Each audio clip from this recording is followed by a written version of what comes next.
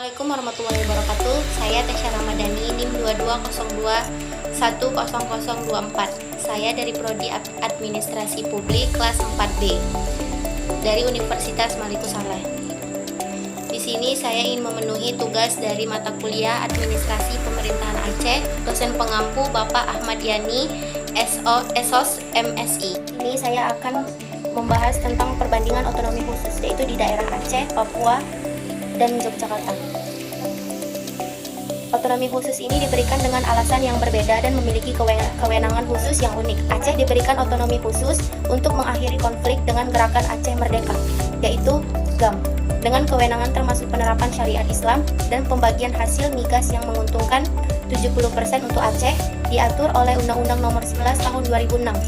Papua diberikan otonomi khusus untuk mengatasi ketidakpuasan dan meningkatkan kesejahteraan dengan kewenangan pengelolaan dana otonomi khusus dan hasil tambang, diatur oleh Undang-Undang Nomor 21 Tahun 2001 dan direvisi Undang-Undang Nomor 2 Tahun 2021. Yogyakarta diberikan otonomi khusus sebagai pengakuan atas peran sejarah dan budaya Kesultanan Yogyakarta dengan kewenangan mengelola dana keistimewaan, tata ruang, kebudayaan, dan pertanahan, memiliki struktur administrasi yang mendukung pelaksanaan otonomi khusus dengan peran signifikan dari gubernur dan lembaga legislatif lokal.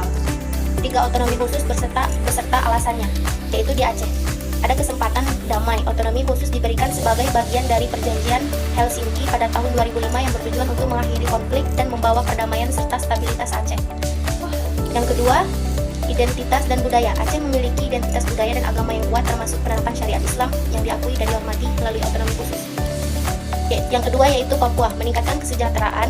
Otonomi khusus diharapkan dapat meningkatkan kesejahteraan masyarakat Papua melalui alokasi dana khusus yang besar dan kewenangan lebih luas dalam mengelola sumber daya alam. Perlindungan hak-hak dan adat.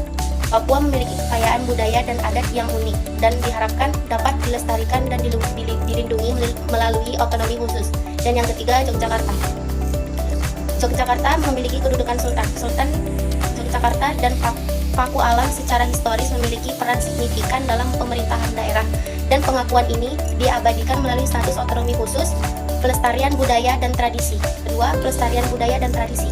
Otonomi khusus memungkinkan Yogyakarta untuk menjaga dan melestarikan warisan budaya dan tradisi unik yang menjadi bagian integrasi dari identitas daerah tersebut. Ini gambaran otonomi khusus yang diberikan kewenangan atau legislatif dan eksekutif, yaitu Aceh. Eksekutif yaitu kepemimpinan daerah. Gubernur Aceh memiliki kewenangan yang luas dalam mengatur urusan internal Aceh, termasuk penerapan syariat Islam. Yang kedua, Perda khusus DPRA dapat membuat peraturan daerah, yaitu kanun, yang mengatur pelaksanaan syariat Islam dan kebijakan lokal lainnya. Selanjutnya, Papua. Eksekutif, pemerintahan Papua diberikan kewenangan lebih dalam pengelolaan sumber daya alam, pendidikan, kesehatan, dan pembangunan infrastruktur. Majelis Rakyat Papua atau MRP, sebuah lembaga representatif adat yang memiliki kewenangan dalam memberikan pertimbangan dan persetujuan terhadap kebijakan-kebijakan yang menyangkut hak-hak dan budaya Papua. Yogyakarta, eksekutif dan legislatifnya. Yang pertama, eksekutif pemerintahan DIY memiliki kewenangan dalam bidang tata ruang, budaya, pertanahan, dan pemerintahan lokal. Yang kedua, legislatif. Dewan Perwakilan Rakyat Daerah DIY atau DPRD DIY memiliki kewenangan dalam menyusun dan menetapkan peraturan daerah yang mendukung pelaksanaan keistimewaan. Kekayaan dengan mengkaitkan fungsi administrasinya, yaitu Aceh. Pembagian kekayaannya, sumber daya alam. Aceh mendapatkan porsi lebih besar dalam pembagian hasil sumber daya alam seperti minyak dan gas bumi. Misalnya, Aceh mendapatkan 70% dari penerimaan migas. Fungsi administrasinya, gubernur dan bupati atau wali kota memiliki kewenangan lebih besar dalam mengelola sumber daya alam dan menetapkan kebijakan lokal. Yang kedua, pembagian kekayaan di Papua. Papua menerima dana otonomi khusus yang besar dari pemerintahan pusat yang digunakan untuk pembangunan infrastruktur, pendidikan, dan kesehatan. Fungsi administrasinya yaitu DPRP, Dewan Perwakilan Rakyat Papua, dan Majelis Rakyat atau MPRP memiliki peran dalam mengawasi penggunaan dana dan membuat peraturan yang melindungi hak adat. Yang ketiga, Yogyakarta.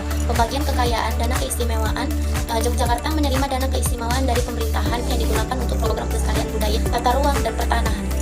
Fungsi administrasinya, Sultan Yogyakarta sebagai gubernur memiliki kewenangan khusus dalam pengelolaan dan keistimewaan dan mengatur urusan kita. Undang-undang di Aceh, Undang-Undang Nomor 11 Tahun 2006 tentang Pemerintahan Aceh, yaitu mengatur pembagian hasil migas dan kewenangan pemerintahan daerah dalam pengelolaan sumber daya alam. Yang kedua, Papua. Undang-Undang Nomor 21 Tahun 2001 tentang otonomi khusus bagi Provinsi Papua menyediakan mekanisme untuk penyaluran dana otonomi khusus dan mengatur pembagian hasil sumber daya alam. Dan yang ketiga, kasus sesuai Undang-Undang Yogyakarta Nomor 13 Tahun 2012 tentang keistimewaan DIY, mengatur pembagian dan dana keistimewaan, memberikan kewenangan khusus kepada pemerintahan DIY dalam hal tata ruang, kebudayaan, dan pertanahan. Pada dapat saya sampaikan